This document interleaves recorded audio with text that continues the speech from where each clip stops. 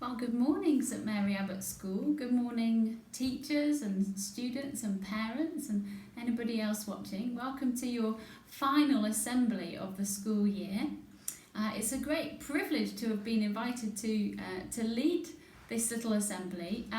But you might be thinking, who's this lady? I've not seen her before. So this is also just a chance for me to introduce myself a little bit to you. My name is Alice and I've just arrived here with my family to St Mary Abbot's Church as the curate. Now, if you don't know what that is, it's a bit of a strange word, but basically I'm going to be working alongside Mother Emma and Father Jonathan, helping to lead services in the church, helping to do preaching and teaching and care for people in our community, which of course involves and includes St Mary Abbot School as well. So hopefully I'll be looking forward to meeting you in person in the autumn and being involved in the life of your school as well. And just as a little way of introducing myself, I thought we would talk a little bit today about this word here, this word calling. Now, sometimes in the church we use this word as well, which is vocation.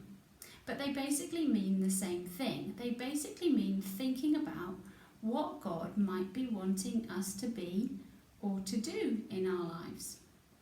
And I'm going to share a little bit of the story of my sense of calling and my vocation, and how is it that I've ended up here at St Mary Abbot's Church as the curate. I want to start by sharing a really special verse from the Bible, and it says this: I have called you by name, you are mine. And it's a reminder to me that our first calling is to know that we are made by God and that we are loved by God. And that in itself is enough, isn't it? But sometimes we might be wondering, okay, but what would God want me to do? What is it maybe that I could be doing that really makes sense of who God has made me to be? Well, I was thinking about this from when I was about 14 or 15, and I thought, well, actually, I really like teaching. I really like connecting with other children, and I really thought about it and decided that I was going to be a teacher. So I went to university, and after university, I trained to be a teacher. And in the school that I was working in, there came an opportunity to do something as well as being a teacher, which was called being the chaplain.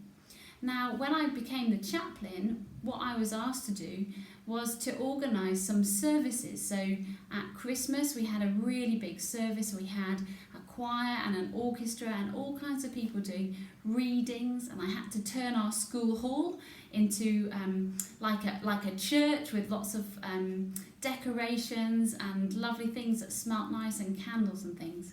And we did the same at Easter, and I really enjoyed it. It wasn't something I'd done before, but I really enjoyed it. And one of the other things I had to do as a chaplain was I had to organise some services of Holy Communion, or what you might call the Eucharist. But I wasn't allowed to actually break the bread and share the wine because I wasn't ordained. And I didn't really understand what that meant, but I knew that we had to call one of the vicars in the churches near the school, and we had to ask them to come and do that service. And that felt a little bit strange, because actually the people in the congregation, well, they were the children and the teachers that I knew. They were the children and the teachers that I loved and I cared for. And it was a bit strange that somebody else was leading that service with them. And I began to think, actually, maybe I need to think about ordination as well. Maybe God wants me to be that person who can lead this service. Anyway, I had a baby, and when I was feeding my baby one day, God really spoke to me and asked me again to think about ordination. And I had some verses from the Bible again, which said, "He shall feed his flock like a shepherd, and gently lead those that are with young." And it made me think again, actually, maybe God is asking me to be like a shepherd, to look after my child, but also to look after some other people. And so I started to talk to some other people about that, and some other people said, yeah, I think you could do that. I can see that. Maybe that is what God wants you to do. So to cut a long story short, for the last 3 years, I've been training at a college quite nearby in Earls Court, and I've been training to be a vicar. But this year I was supposed to have a special service called ordination, and it was supposed to be at St. Paul's Cathedral, and the bishop puts their hands on your head and prays for you. And after that you can wear something like this. This might be familiar. You recognise something like this that Mother Emma and Father Jonathan wear? Well, this is what I'll be able to wear also when I've been ordained. But like lots of you, this has been a really strange time for me, and I wasn't able to have that service. But I'm here anyway. The service has been postponed until the end of September, and then I'll be able to wear that, and then you might perhaps recognise me a bit better. But that's my experience of thinking about what God wanted me to do with my life. And I read something which really helped me actually, and it said this: where your deep gladness meets the world's deep hunger is where God wants you to be. Where your deep gladness meets the world's deep hunger is where God wants you to be.